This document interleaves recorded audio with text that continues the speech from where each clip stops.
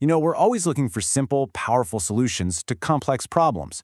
But have you ever stopped to wonder if that progress comes with a hidden cost? What happens when those quick fixes create even bigger problems, ones we can't even see at first? Well, today we're going to dive into a story that really forced people to ask that exact question. A story about the incredibly delicate balance of our world and what happens when we try to control it. That's a pretty heavy warning, right? Albert Schweitzer's words here really nail the challenge we're talking about. See, our incredible power to change nature often gets way ahead of our wisdom to understand the consequences. We can build these amazing, powerful tools, but do we really know where they're going to lead? So to really get the scale of this problem, we're not going to start with a bunch of charts or data. We're going to start with a story. It's a fable, really, about a town that seemed to have it all, a perfect harmony, until one day it just didn't. I want you to just picture this place. It's the kind of town you see in a postcard, totally in tune with nature. The countryside was so full of birdsong that people would literally travel for miles just to hear it. Life there just flowed with the seasons. And then, everything changed. Some strange sickness just swept through the animals. Farmers' families started getting sick, and doctors had no idea what was causing these new diseases. But the most chilling thing, the thing that really got to people, was the quiet. It was a spring with no birdsong, just this eerie, disturbing silence. And here's the kicker. There was no monster to blame, no enemy attack. The people of this town, in their quest to make their world better, had actually done this to themselves. And while this story is a fable, it's a perfect illustration of a terrifyingly real problem. So what was the culprit behind this silent spring? Well, it wasn't just one thing. It was a new kind of warfare, really, a full-on chemical assault on the environment, fought with weapons that did way more damage than anyone intended. Okay, this is absolutely crucial. We were told these chemicals were insecticides, killers of insects, but that's a dangerously misleading name. These chemicals aren't snipers, they're more like bombs.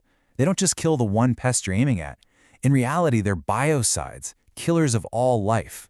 And the scale of this is just staggering. Between 1947 and 1960, the production of these synthetic pesticides in the US went up fivefold. This wasn't some small experiment. This was like a massive chemical blanket being laid over the entire country. And this is exactly how the poison travels, in this devastating chain reaction. So elm trees got sprayed. Those sprayed leaves fell to the ground. Earthworms did their thing, ate the leaves, and the poison got super concentrated inside their bodies.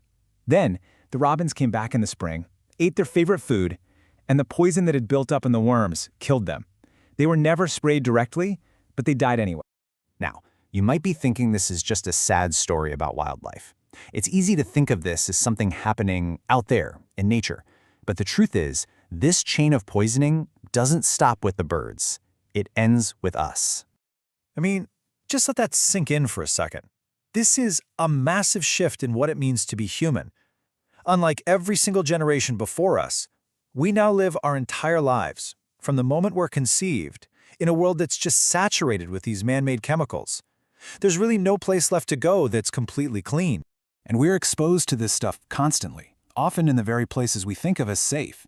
We're talking about insecticides in our kitchen cabinets, sprays in our closets, weed killers on the lawn where the kids play. It's in the residue on our food, and it's even been found woven into the blankets we sleep under. We've kind of unknowingly surrounded ourselves with it. And here's what makes this so incredibly dangerous. These chemicals are fat-soluble, which means they don't just flush out of our systems, they accumulate. They build up little by little in our body's fatty tissues year after year. Every tiny exposure adds to this growing chemical load we're all carrying. So you'd think with all this chemical firepower accumulating everywhere, we must be winning the war on pests, right? But the crazy thing is, the exact opposite is true. Nature has its own ways of adapting, and it turns our chemical assault into this self-defeating cycle that we just can't win. Yeah, the chemical treadmill is the perfect way to describe it. We spray a chemical. A few genetically resistant insects survive, they reproduce, and pretty soon you have a whole new super race of bugs that are immune to that spray. So what do? We have to invent an even stronger, more toxic chemical, and the cycle just repeats, forcing us to run faster and faster on this treadmill just to stay in the same place. And believe it or not, it gets worse. Our biocides don't care if they're killing the pest or the good guys, the pest's natural enemies. So when we wipe out the spiders and the beetles that were keeping an insect in check, the pest we were targeting can come roaring back in even bigger numbers. It's called a flare-back, and it means our solution often creates a much bigger problem than the one we started with. Okay, so are we just trapped on this chemical treadmill forever? Is it all doom and gloom? Not necessarily. If the path of brute force is one road, there is another one we can take. A smarter path that takes a bit more thought but leads to a much healthier and more stable place. This really sums up the choice we have. The old way is just brute force. It's like using a sledgehammer to swat a fly. The new way is all about intelligence and understanding. It's about working with the complex systems of nature, not trying to declare war on them. And these aren't just some abstract theories. They're real, practical solutions. We can use biology itself to solve these problems. Things like importing a pest's natural predator from its homeland, or using an insect's own hormones to mess up its life cycle. There's even a technique where you sterilize and release male insects to stop reproduction.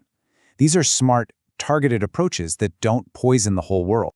Ultimately, this all comes down to a shift in our whole philosophy.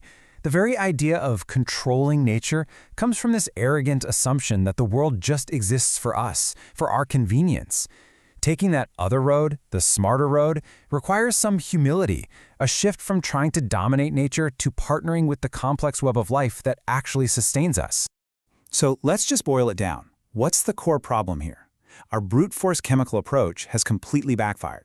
We've created these silent chains of poison that travel through the entire ecosystem, building up in wildlife and in our own bodies, with consequences we're only just beginning to understand. But here's the better way forward. The key is choosing intelligence over brute force. By taking the time to truly understand how nature works, we can find these targeted biological solutions that solve our problems without wrecking the very systems that keep us all alive. And we'll end with this question. It really makes you think about our values. In our search for an easy fix, for convenience, what are we willing to give up?